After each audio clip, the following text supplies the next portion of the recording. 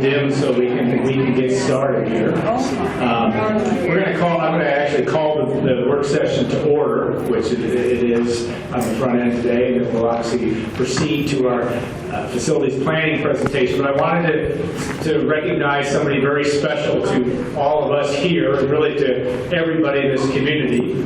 And where did you go, Diane? I'm looking right at you. Diane Sauter, would you come up front? Or would you rather, I have a wireless mic, I'll bring it to you. Sue, then you're going to have to come this way too. So. Representative Truth is welcome. Okay, and there's John.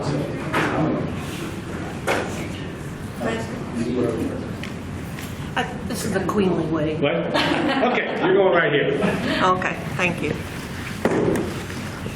This is Diane Sauter. I'm not going to interview you, I promise. So I'm going to let Sue. We were recognizing Diane for her years of board service. Zach, you're not going to put us on Twitter, I hope. No, it'll be on Twitter. Don't worry. All right. Diane, words can't express all that you've meant to all of us individually, but obviously the West Lafayette schools. A living legend in terms of all that you've done here. A legend in your own mind sometimes, but a living legend all the time. Correct. And we want to thank you for all your service. I know that you don't want a big folder all over this, so we're going to keep this as brief as possible. Now this, I think you probably know what's coming, but this is the famous school board bell, which we still got the wrapping paper on it. That we want to. That is. Does it have the? There it is. So Diane, this is for you. Sue, I'm going to give the mic to you because you're going to do one of the representations, then Randy Truitt will do the other. So, Sue, go ahead. All right, thank you very much, and I'm delighted to get to do this. I am Senator Von Alting this evening. He's out of town, but he wanted me to be, he asked if I would do this, and I said I sure will, because I'm excited to give this to Diane. I'm going to read it. The state of Indiana and the Indiana General Assembly wants it to be hereby known and proclaimed, whereas Diane B. Sauter has been an asset to the West Lafayette Community School Corporation since the start of her career at West Lafayette Junior Senior High School over 30 years ago. Whereas before joining the faculty at West Lafayette Junior Senior High School, Diane earned her Bachelor of Arts degree and her Master's degree from Southern Illinois University. Whereas in addition to being an educator, Diane is a volunteer, leader, and innovator who remains dedicated to shaping the next generation of Hoosier students and leaders. And whereas in 2004, Diane took on a new role as a board member of the West Lafayette Community School Corporation's Board of Trustees, and later served as president of the body. Whereas Diane's background, experience, and leadership made her an integral part of the Board of Trustees and an institution within the West Lafayette Community School Corporation and in the community. Therefore, Diane B. Sauter is honored for her outstanding contribution to the education and the community, signed by Senator Von Alting. Very good. Thank you. Randy, if you're ready.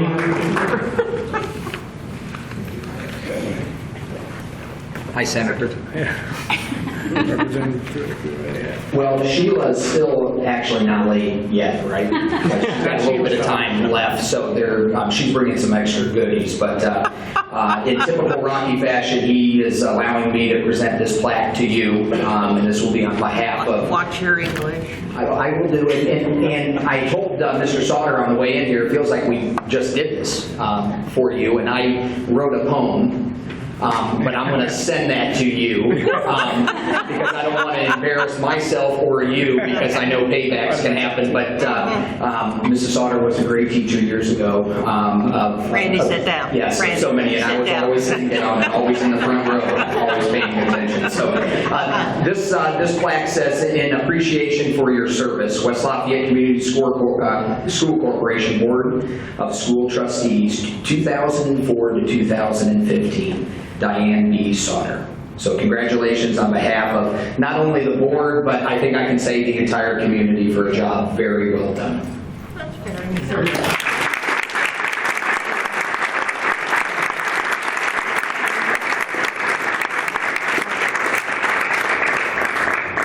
Would you like to say a couple words? Well, I'll hold it. You want me to go ahead? Go. It's all you. I really didn't want anything like I know this. you- I just Yeah. wanted to This is ride bare off minimum. into the sunset, you know.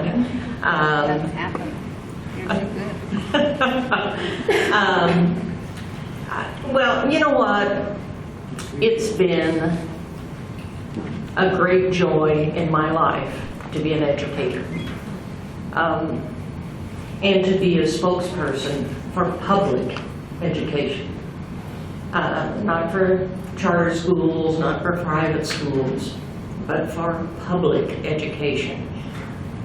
That is one of the ideas on which this country was founded, of free education. Well, free, you know, it's more expensive every time. It's the textbook makers that do it. But, but it has been a joy in my life.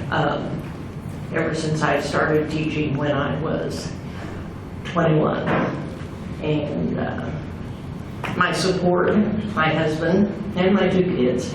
But John and I used to say at the end of August, see you in June. And that's the way it was, because I taught all day, came home and was the mom until it was their bedtime.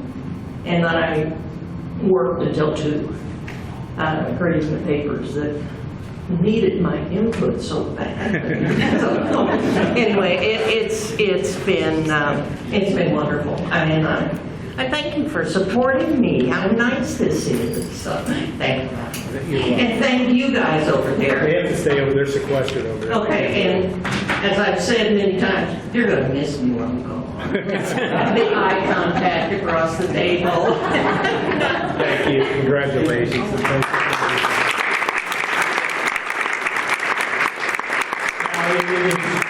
Reading as Sheila shows that we may take a brief break in our facilities Sheila will be presentation. brief, you know. I know, but so you have to stay and listen to at least part of this. Oh, okay. Okay, we're going to go on and move on to our next You're part not of the gonna give me meeting. that bell? I'm just going to give it to your husband. but I'll- Okay, Walk it over good. there, so, Take okay. care. Okay. Thank you. Thank you, and I also want to thank Mrs. Sauter for bringing Teresa and me here to West Lafayette.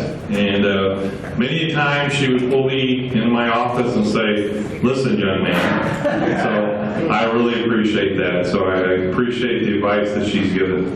We're here tonight to present a facilities presentation update to the board. This is the first time our school board has actually had the opportunity to hear what the facility strategic planning group has been working on. So this presentation, although we're up here with our backs to you, is really to the board as a work session, and then we're going to introduce some dates for community forums throughout the fall. So hopefully you will learn a lot about what we've been up to, and we've been very privileged to have helping us Dr. Ed Eiler. Dr. Eiler, I call him the Dean of Superintendents in public school education, and I've learned a great deal from him. When I was first appointed as superintendent and still up at Lake Central, the first phone call I received was from Dr. Ed Eiler welcoming me to West Lafayette and setting up a time for him and I to meet. So I deeply appreciate that. He's been working with our facilities team, and he's going to introduce those concepts, and we're going to move right into the presentation for the board. And the board, you should have the handouts that we had at the table for the audience. So everyone, please give a warm welcome to Dr. Eiler.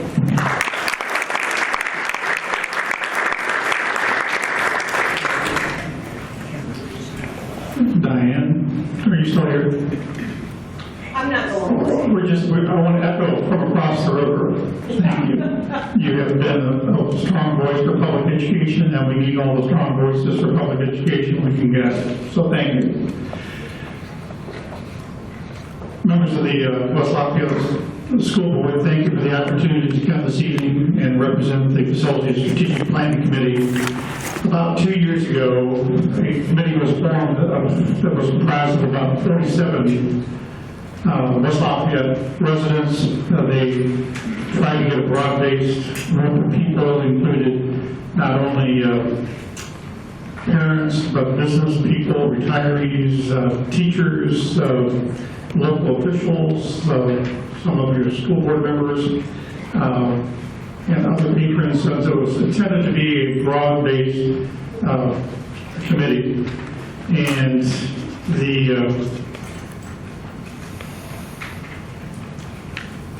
primary task of the Facilities Strategic Planning Committee was to look at the facilities of the school district and see if they can answer the question as to, is there a facilities plan that our community will support? And there are members of the task force planning committee here this evening. Would you please stand up so we can say and recognize those of you who are here this evening?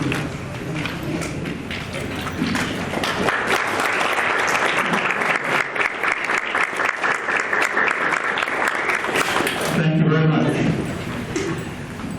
When the committee first assembled, they were given a charge.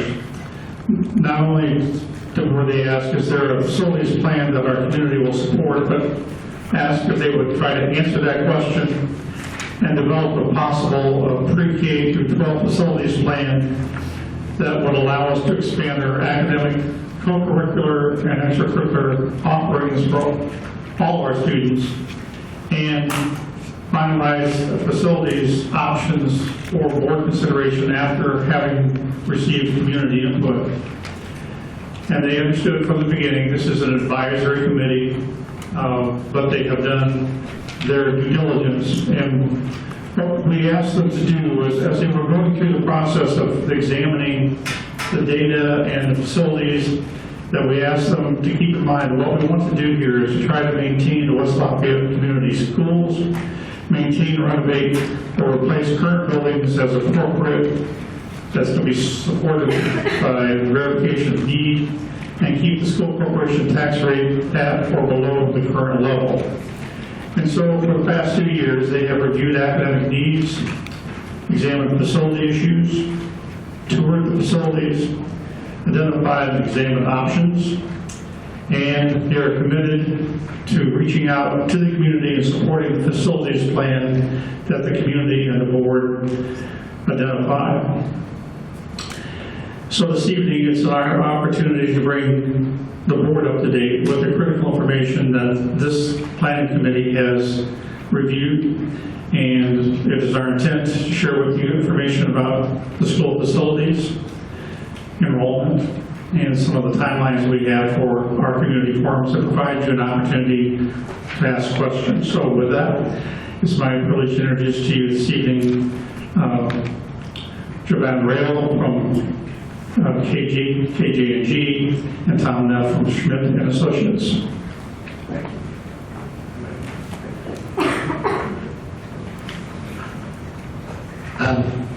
Like Dr. Eiler said, I'm Jovan Rail with KJ&G Architecture, and basically I represent West Lafayette Schools as our architecture representative on these facility assessments and looking at possible solutions for the next 20 years. And Rocky will present some of those solutions later on in the presentation. To give you a brief overview of what to expect over the next few slides that Tom's going to present, basically the first thing we did was set up critical success indicators and that's basically how to determine when we reach success point in this process. And then we also set up the scorecard, which is a 4-step process, and part of that was look at each conditional assessment, was each building and how it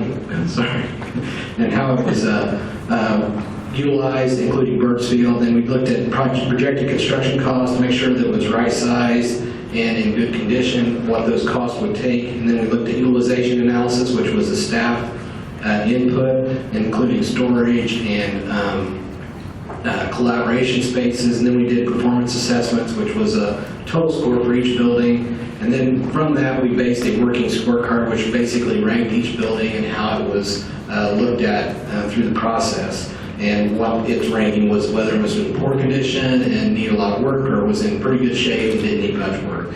And then last, we looked at several options, and some of the options you'll see tonight for each facility and what those would entail, possibly entail. Not final options, but just some suggestions from our side of it.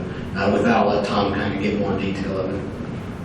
I'd like to again thank everyone for the opportunity to do this. It's a very exciting school corporation, and we really enjoyed the opportunity to work with staff, with the committee, with the administration, Dr. Eiler, and I'm going to walk through a few things pretty quickly so that you get an overview. We handed you the scorecard, and I'll credit Dr. Eiler for the scorecard. That was something he said, that'll give everybody a quick summary of what they're looking at. I'll show you how we created it and then what it means. Critical success indicators were something we started out with, and these are things that we try to pull out of the working group to say, at the end of the day, how do we know if we were successful? So they are that the West Lafayette, and this is relative to facilities again, West Lafayette facility sites need to be configured to be highly flexible and adaptable environments that support and advance the current and future educational, arts, and athletic programs. It will be important to establish standards for the mechanical, electrical, and technology systems that can create environmental conditions that will be the most conducive to productive learning with a positive impact on the overall energy performance. The other thing is that West Lafayette facilities should facilitate collaborative learning environments, and that became really important as we looked at the different buildings that result from an accountable, responsible process that will result in 100% support from the staff, the strategic planning team, and the public, which means it's your plan, not something we push out. The West Lafayette facilities should reflect the sense of community pride in the educational excellence that they house both internally and externally with improved curb appeal. And all of those things, the way we actually generated those, where we kept reprocessing them and reprocessing them and reprocessing them so that they really started to reflect what was going on. Now, I'm talking about the scorecard that sits in front of you. There is a conditional assessment. There's a projected construction cost if you do everything that's identified. There's a utilization analysis that looks at how the buildings perform in terms of space needs, and there's a performance assessment. The methodology was this, that we broke the assessment down into really 4 basic categories and gave it a weighted value. The weighted values of 10% for site, 20% for shop, 35% for the interior finishes and all, and then 35% for building climate, environmental conditions, and technology would really be representative of the breakdown if you went out and built a new building. So what we're trying to do is analyze how these buildings weigh up if you broke them down like this. What we ended up doing was we could add a whole bunch of different categories, but then we right-sized the categories so that they always ended up with those percentages. I'm going to show you the example from Happy Hollow, and I'm also going to, is that what yes. I'm also going to tell you that to make this thing live and active, we created a blog, so everything that we did, we pushed out on the blog. The reason we did that was we wanted to make sure it was very transparent, and if we said something or heard something, we wanted to give people an opportunity to read it, react, and get back to us. So it kept the process very, very open and active. The way the assessment worked was we actually had 5 different categories, 0 being poor or failing, 4 being good or like new. And looking at Happy Hollow, we also identified the grade level served and the total enrollment. What this did was it allowed us to take the gross area and figure out about the relative square foot per student. That became a metric that we could evaluate as we worked through this process. Now, the other thing is that we were able to take the overall assessment, and in this case, Happy Hollow scored 51% suitability. There were a number of things, if we walk through all the detail, that pushed it down somewhat, and some of those things, I know that, I see Margaret, welcome back, Margaret, congratulations. There were a number of things that we identified, and we even put sensors in the building to track the heating and cooling that resulted from the infiltration that blew through the windows on the different parts of the building. What that meant was it's 51% suitable, 49% of the building is deficient. So we were able to then, we have done enough of this that we say that if something is 70% or above, it's in relatively good shape. It's really similar to when you buy a car and you drive it off the lot. It starts to devalue very quickly, but at 70%, that's a good value. If something is between 60 and 70%, there are issues that are going to need to be addressed. As it drops below that point, below 60%, there are definitely issues that are things that need to be addressed. One of the most critical is the sewer condition, the plumbing line that's in the older hallway that has collapsed. Those become conditions that really are detrimental to the educational environment. Taking that number, what we were able to do was we got to remember I'm shooting at your computer. Looking at that number in the 49% deficiency, we were able to take 49% times the gross area times a multiplier of about $170 a square foot, which would be a relative number to fix everything, and say that the relative value is about $8 million if you came in and fixed everything. Now, if you fixed everything, there are other, yes? I have one question. Yeah. Can you tie the areas of deficiency to the original construction, or are they connected in later construction? Some of it is original. Some of it is the curtain wall, that is the original curtain wall, that is it's just deteriorating over time, and it's single glazed.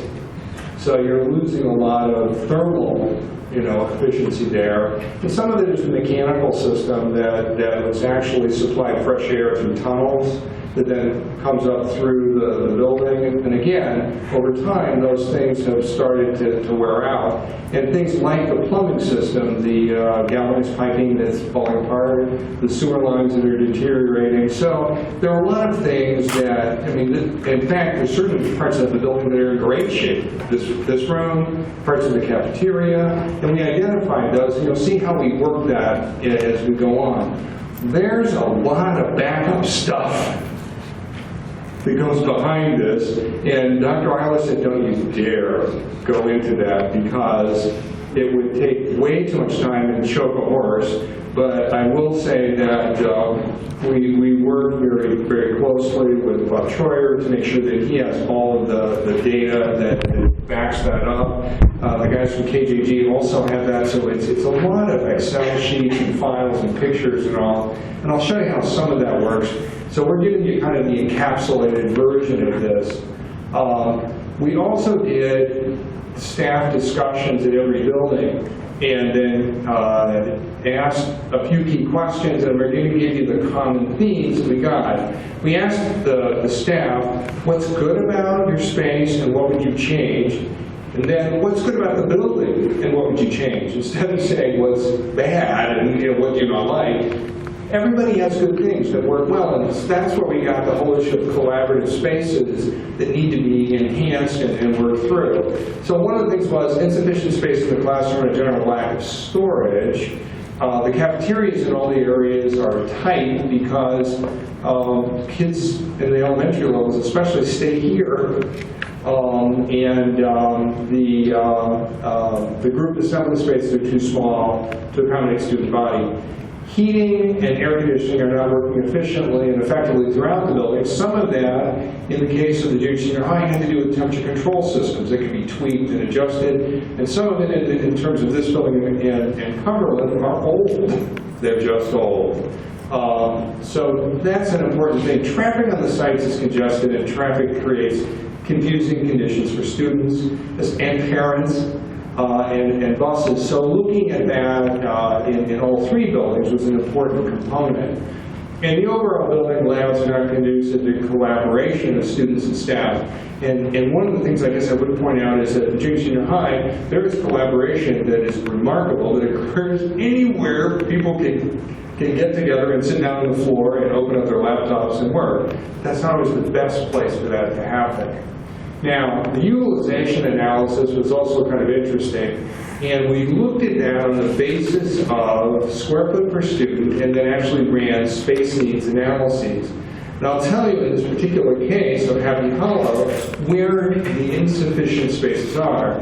The office is too small. It spills over into other parts of the building to actually work. There's a lack of band room and cramped orchestra room, very cramped orchestra room. The gym and sports spaces for PE, as PE and the population grows, they don't fit. The cafeterias just can't accommodate a great level population, making lunch periods really small, and a lot of them. And the other thing we looked at, we talked about performance assessment, we looked at a metric of the overall utility costs. We applied for all the utility bills and looked at the utility costs per square foot. We want that to be around $1, and yet at Happy Hollow it was $1, and yet what we got from those staff discussions was that it was uncomfortable, it was hot, it was cold, it didn't work, and what we found out was there's not much fresh air coming into Happy Hollow. So if you don't bring a lot of fresh air in, you don't have to heat or cool it. Interesting. That's why we don't just take one metric and leave it. We compare the different things and make sure we've covered the bases. So that's an interesting factor to look at. Now, how do you work the scorecard? How do you pull all that together? What we did was, and what's sitting in front of you is the scorecard. So the scorecard does a couple of things. One, we looked at all the buildings and we looked at all the ratings. Again, blue means there's something that needs to be done. Yellow means it's on the bubble. Green means it's actually in pretty good condition. And really, you know, that's a good sign for you to look at. The junior senior high scored the best. The Salisbury Athletic Complex also was quite good. The Birchfield Gym was on the bubble, and we'll show you why. The other buildings really had issues that were difficult to resolve. Now, the other thing we did then was we said really to focus on the educational components, which were part of those critical success indicators. We really took it down to the Happy Hollow, Cumberland, Birchfield Gym, and junior senior high, just to focus in, although you've got data on everything. Now, comparing the variables, space needs, area per student, site size and available acreage, suitability score, and major system concerns, and potential construction costs to correct those deficiencies. Let's compare those variables. Where are the space limitations at Happy Hollow Elementary? We just went over those and said that's what we found. Where are the space limitations at Cumberland? Insufficient area in the academic, insufficient space in the academic areas, not enough classroom space, the support spaces, limited space in the gym, support space for PE. The media center is undersized for the population. The cafeteria and serving area are also undersized. Where are the space limitations of the junior senior high? Again, insufficient academic space. The faculty support areas are undersized, and that means faculty workrooms and all. The gyms, pool, sports space for PE and athletics are also insufficient. Insufficient common space of students and staff, and the cafeteria and serving areas are also undersized. So those are obviously pretty obvious, maybe, and yet at Birchfield, what we found was that there is a lot of gym, and there is space, and there's probably opportunity on that site to do something. So those are good things. In terms of available acreage, the acreage would appear to be sufficient here. However, it shares the site with the city pool, which makes it a little difficult to orchestrate. The site conditions at Cumberland, there is sufficient acreage, but again, traffic conditions need to be studied and improved. The site conditions at the junior high will always be a challenge. In fact, I think Johan may share with you some of the alternatives we looked at to improve that. In the site conditions at Birdsville, there isn't enough acreage there to actually do something and expand that facility. In terms of performance, looking at all of that, Happy Hollow is the lowest suitability and the highest cost per square foot to correct the conditions that were identified. Cumberland Elementary, low suitability, but back that up. Low suitability with moderate cost per square foot for renovation and correction costs. The operational costs go low, but there definitely is, again, a lack of fresh air, sort of pointing to the need for improved mechanical. Birdsville Gym, borderline to good suitability. Operational costs are really not applicable due to the cycle of usage. The junior senior high, the highest suitability score, good operational costs actually, and a good investment. So what we're saying is that is a good investment in terms of the building component for future utilization. Now, what do we do with all that? Here's some interesting things. We look at Happy Hollow, for example. Let's explore options. These are not necessarily what you would do, but this is how we as a group worked the score sheet and worked all the information that we had. We said that because of the poor condition of the plumbing, one of the most critical issues at Happy Hollow, fix the sewer and water lines that are failing, it'd be necessary to tear up the floors. What do you do with the kids when you tear up the floors is one thing. And similarly, the window wall really needs to be peeled off and put back. So you start to see a variety. That's the problem right now is that window wall's curtain wall goes from ground all the way up. So you don't just change a window, you take the whole system off and put it back. That's very problematic. There are a number of other things, and the last one I would point out is the community pool and central administration building cause a unique kind of site configuration issue. This is the one that is the most difficult. There's nowhere to put the students when you do demolition. So the impact on the educational process is probably the thing that starts to drive it. So let's look at Birdsfield.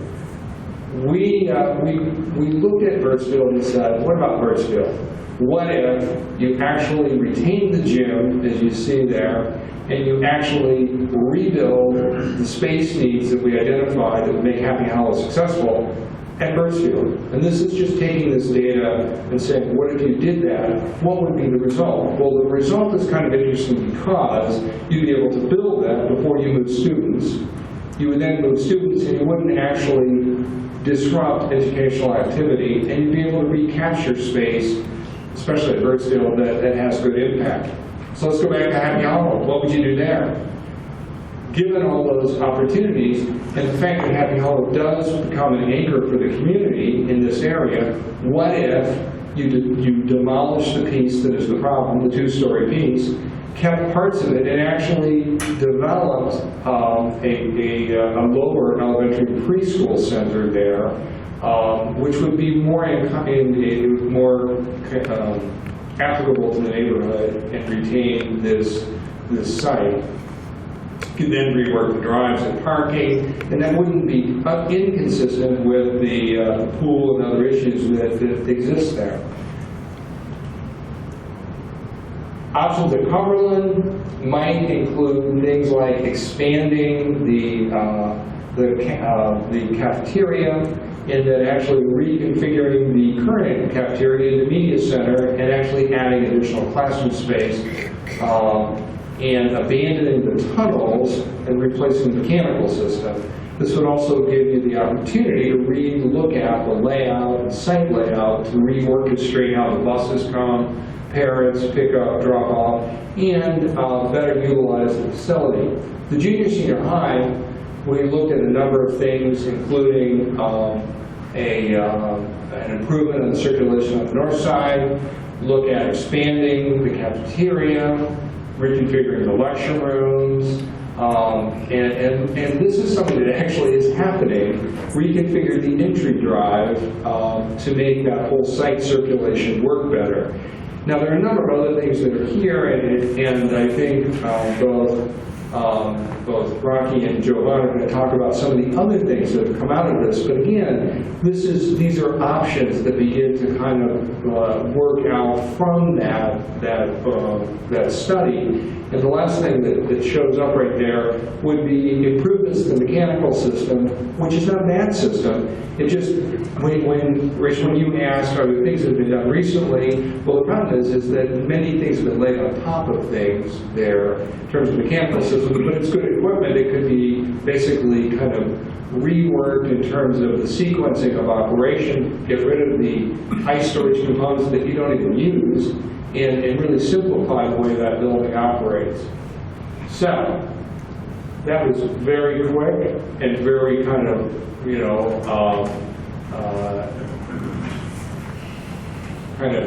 was a quick brush to give you an idea of how that study was looked at, and the fact that what you're holding in front of you there in terms of that score sheet are a myriad of options that if you go back and kind of recompile different things, the idea was to generate enough data and understanding that you could look at this multiple ways and explore different things. These were just examples of how we pulled some of those issues together to look at how things might actually play out.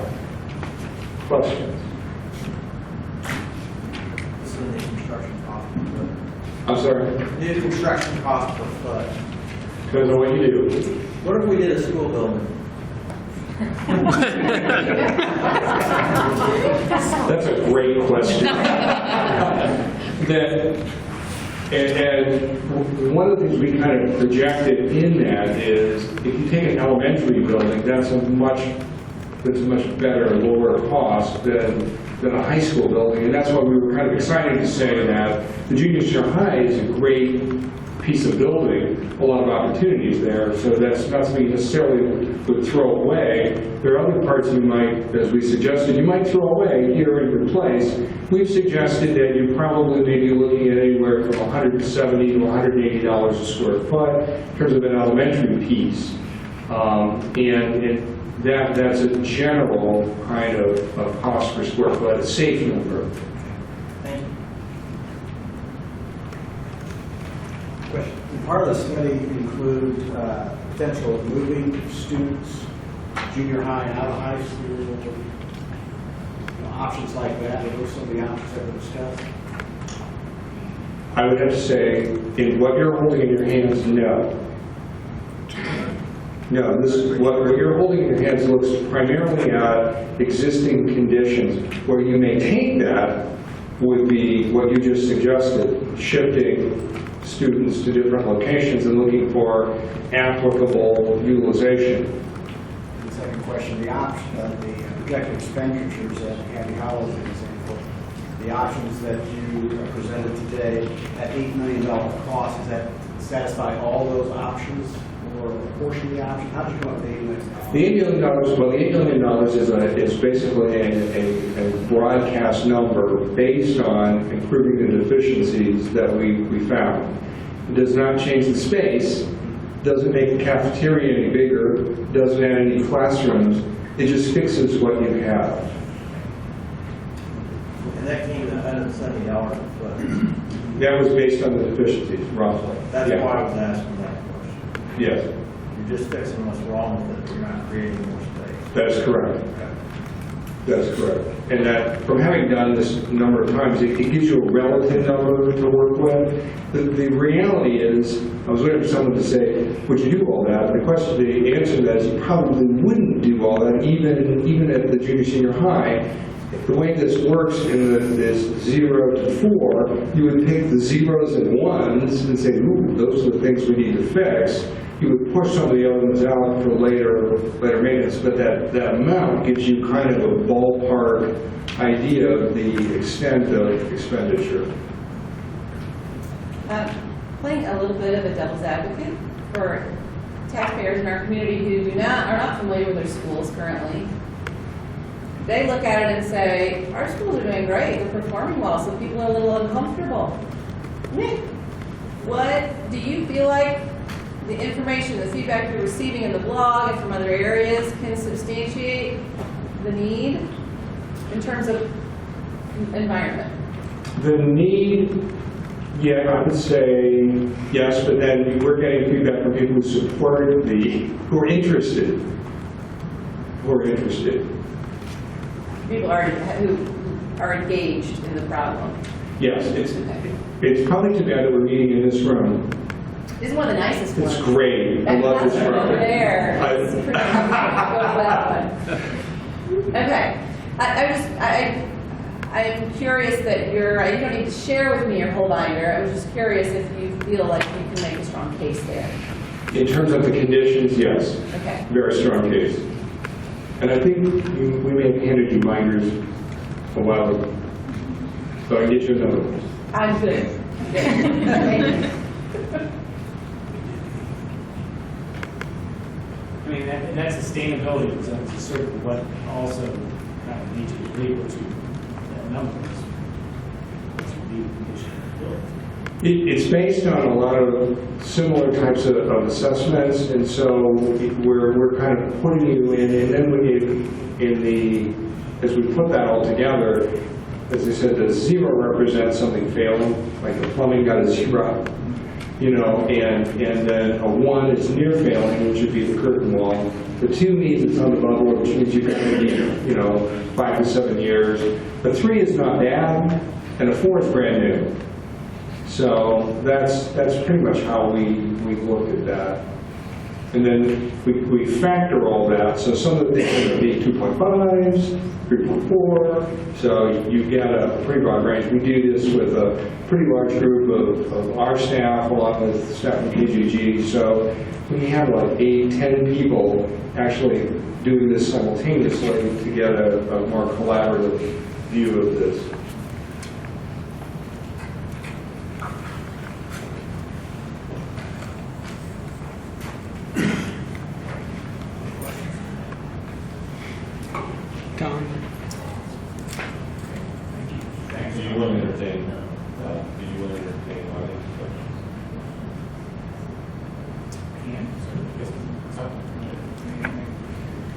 Did you generate a separate number or analysis in terms of the health and safety of the students?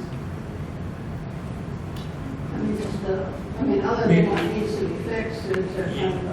What's the question? Did we generate a health, life safety? I would have to say yes, because we addressed code-related issues. We also identified areas that did or did not meet code. So that would be a life safety condition. And the other thing that we did look at in terms of health, life safety was we identified areas where students weren't getting, there wasn't enough fresh air being introduced to meet current Department of Health standards necessarily. But that means that they met the standards when they were done. It's just that the current standards are getting more stringent. So I would have to say yes, it's broken down into different factors. Code-related issues, we identified the traffic, conflicts on the sites. We also basically also evaluated playground equipment.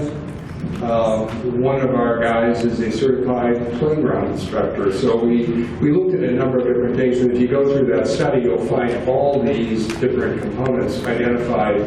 We didn't see anything that was life-threatening. So I want to assure you that there was nothing life-threatening, but certainly things that could and should be addressed over time. Does that answer your question? Yeah. I'd like to thank Tom and his team, and thought I saw Kelly Good, and Jovan from KJG for their excellent work. And there's a lot more to this that we're going to be sharing this fall. And maybe to get back to Rachel's question about why do we need to invest in our schools if our schools are doing so well. Well, I can tell you as the superintendent that as I watch what's going on throughout the country, we are not staying up with what we need to do to provide our students with a 21st century education. And there are a variety of reasons for that, and one is facilities. For instance, if we want to have our children learn different languages and speak different languages, we need to start that at the elementary level. We don't have the space to do that. We are out of space in every building. We are above optimum level with regards to our facilities. And just, if you fixate on the $8 million just to remedy this building, you've done nothing to fix the small classrooms that were out of space with regards to the children in this school, the rising enrollment that I'm going to show you shortly. And think about when this school was built in the 50s, what was happening at lunchtime? Kids were going home. That's not happening today. And so, Margaret, how many lunch periods do you have, or Stephanie? 6 lunch periods. It's crazy. You know, we are doing what we have to do because of the limitations of facilities. So if we can maintain those 3 objectives and give our kids and give our staff the facilities that they need in order to be competitive with the world's best, and we can do it with those parameters, I think that we have prepared our school district to meet the future. And so part of that is, what a lot of people don't realize, this is right from the Indiana Department of Education website, this is our enrollment growth since 2006, 2007. Ladies and gentlemen, you can only put so many kids in a classroom and in a facility, and we are now at a level in which our facilities are all full, all of our classrooms are full, our ancillary facilities can't take all the students in the cafeteria, in the music, in the media center, etc. What's interesting with all of that is we did a demographic study. Indiana University came in and helped us with Schmidt Associates, and this is their projection of our enrollment growth. So we're not only seeing enrollment growth over the last 6-7 years, the projection is we're going to continue to get growth. And let me tell you one of the reasons why I believe that that is the case. We're one of the few school districts in the state of Indiana that have yet to start eliminating programs such as art and music and PE and sports and extracurricular and co-curricular, because in 2010 our community supported a general fund referendum that allowed us to maintain those. I've heard time and time again people moving into our school district because of our academics, but also because we have a well-balanced curriculum in which we want our kids not to have a narrow curriculum, but a broad curriculum and broad experiences. And so we have children coming in for award-winning music or award-winning art or award-winning sports, extracurricular, co-curricular programs. And those are the things that we're going to have to address in the future. That, do we want to maintain those? Do we want to keep those for kids? Or are we going to have to decrease those because of continued funding issues? So currently, all West Lafayette classrooms are full. We do not have a building in this school that has an extra classroom anywhere. Each school is now at or over the recommended building capacity. For instance, at the high school, we have 1,000 students, or the building was built to accommodate 1,000 students. Right now, we're nearing 1,100. At Cumberland, it was about 600 with the renovations we did back in 2007. We're now nearing 700. So we are, and the same is true at Happy Hollow. It was about 500, I think we're 550, 560 at Happy Hollow. So all of our facilities are full. We have continuing growth, people moving into the school district. And so we're going to have to address that, or our class sizes are going to continue to grow. And as any teacher would tell you, the more students they have in their classroom, the less time that they have with individual students. This also takes into account that our transfer tuition enrollment we've been reducing because we don't have room to accommodate all requests. We probably turned down close to 100 requests this year. We are down nearly 30% transfer tuition since I started here. We now currently have about 156. That's going to be decreasing, and I would declare to you right now that beginning 2016-17 school year, we are not going to be able to accept any new transfer requests because we have no room. We are out of room. And our ancillary facilities are out of room, our gymnasiums, cafeterias, computer labs, media centers, co-curricular classrooms. They're all full, or we don't have those, such as Tom mentioned here. We have a band program here. We don't have a band room. It's crazy. So, closing comments, and I really believe this, that if we want to continue providing our students with a world-class education, we're going to have to address the lack of academic and ancillary spaces within our facilities, or it's going to negatively impact our academics. And per the charge of the Facilities Planning Committee, our goal is to maintain those 3 recommendations that you see there on the banner. And I believe we can do that. There is a window of opportunity coming available to West Lafayette schools in the near future where we're, in my opinion, going to be able to do all of these things without impacting the school district tax rate. And we need to engage our community and present this information and receive feedback with the idea that by fall of 2016, our facilities team will come to you with a final recommendation after we've received community input. So how are we going to receive that community input? We're going to start this fall with the first round of community forums. We will advertise this in every way possible. And our team, KJG, Smith Associates, our administration team and I will be out Tuesday, October 20th at Happy Hollow, Wednesday, October 21st at the junior senior high school, Wednesday, November 4th at Cumberland, Thursday, November 5th at Birdsfield. We will announce this and we will present a lot more data than we presented tonight, and we will do Q&A, and we are going to get feedback from our community with regards to what the data suggests, what the facilities committee is recommending, and getting their input. And then the facilities team is going to reconvene on November 14th, and they will hear the community input, and then they will consider that information as we work towards finalizing what a final plan for facilities would look like to present to you by the fall of 2016. And then there are a couple other future considerations. The team and I, especially KJG, and our administration team have been working on a couple of concepts in addition to what we've talked about, and this will be first viewed tonight by everyone. First is the Bob Kelly Performing Arts Center. This is just a concept for donation purposes, but the idea is to create a performing arts center for award-winning music programs, art programs in the West Lafayette schools. Bob Kelly was a 1930s graduate. His son Tom Kelly wrote 5 #1 hits in the 80s and was in the first class of the Wall of Fame for the West Lafayette Education Foundation. And so this is a concept that we think through donations that we can generate enough income to try to also do as we talk about facilities. The other one is the Richard Wax Aquatic Center. A bunch of parents have come to me with regards to wanting to do something about our antiquated pool that's costing us lots of money to maintain.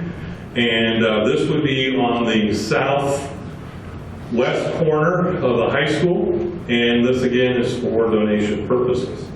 So these are concepts, and there's actually some other concepts that we're working on as well with some group of alums that want to help us. So not only will we be able to do things with regards to our academics, there are also, I think, opportunities with alums to help us raise some funds to do some of these projects as well. So questions and discussions?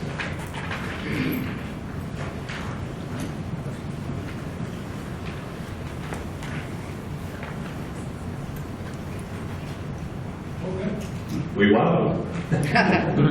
Any questions from the audience? All right, well, what we will begin doing this week is starting to advertise the community forums. We want to get as many people out having a discussion so we can present the data. I really want to thank personally those that have been working with us over the last 2 years. Our facilities strategic planning group, thank all of you for continuing to help us, and we've added more to our committee who are interested in helping us. I want to thank Dr. Ed Eiler, who is taking time out of his retirement to help us and facilitate those discussions. I want to thank Kelly and Jovan from KJG for being our architects of choice and helping us locally with these plans. I want to thank Tom Neff and his team from Schmidt Associates want to thank our administration team who have been working very hard to help us make sure that we're looking into every corner and trying to figure out everything that we need to give our kids the best education possible. Of course, our staff who are working very hard and in a very limited space continue to do a very great job every day. So hopefully we can gain community support as we move forward, and we hope that you will join us in those processes. So thank you all very much. Oh, question. Diane. No, comment. As you go out and about and talk about this, I think some of what you will hear is, why don't we just add on? Why don't we just build this? Why don't we just expand this? We don't need Band-Aids anymore. We need surgery. So I think you have to anticipate that those questions are going to come. And so I think they need to be addressed head on. So that's all. That's great. Come on back up here. This is great timing. Sheila. Representative Clinker is here, and this will be a great way to end our meeting. And we're thankful. Let me say this. I said this at our last meeting. I am thankful to our legislators, our local legislators who get it. They do get it, and they're working hard for our public schools. Sheila, Randy, and Ron, they get it, and they're helping us, and they're involved with us. And so I really appreciate their help. Sometimes I write those letters, and I throw everybody in the same boat. Well, these folks get it, and they understand it. So I want to thank them. Thank you, Dr. Killian. Good evening, everybody. I want to apologize. I've been walking around the building for a little bit. But I thought it was in the administration building, but I'm delighted to be here. We had a mental health meeting tonight. Maybe some of you know about the mental health meeting. Pictures were taken of people in the community. 1 in 4 people are affected by the mental health, so we had to be there early this evening, and so I'm delighted to be here, and I want Representative Truitt to know that we did put his name on this. I see it. You see it, Randy? That means you signed it. You share. That's right, you signed it.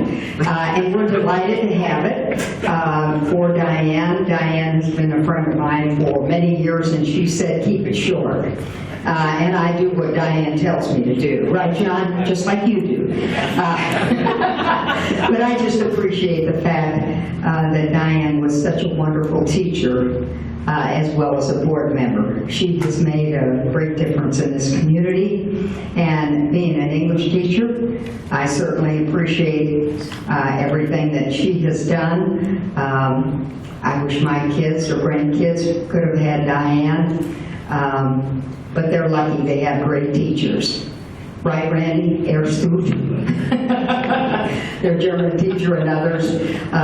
We're just delighted to be here tonight, and I know Randy, being a West Lafayette graduate, appreciates everything, and I'm sure Diane has some stories she could tell. Yes, I do. Yeah. But maybe not tonight. We're making this short. Okay. Well, we just love you, Diane. We want you to know that. Diane is a pretty good Republican, was pretty supportive of a Democrat once in a while, weren't you? Yeah. And we really, Every once in a while. and every once in a while, and we really appreciate the fact that Diane has been such a wonderful board member and a wonderful teacher in this school corporation. So I'm going to have Randy say a couple of words because I think Diane was his teacher. I already spoke. Oh, you did speak. And I did say, Randy, sit down. Yes. Oh, you did? That's why I was. Okay, well then you can say Sheila, sit down too. But I just had to say, we love Diane Sauter, her whole family, and we appreciate everything that she's given to this school community. Thank you, Diane. And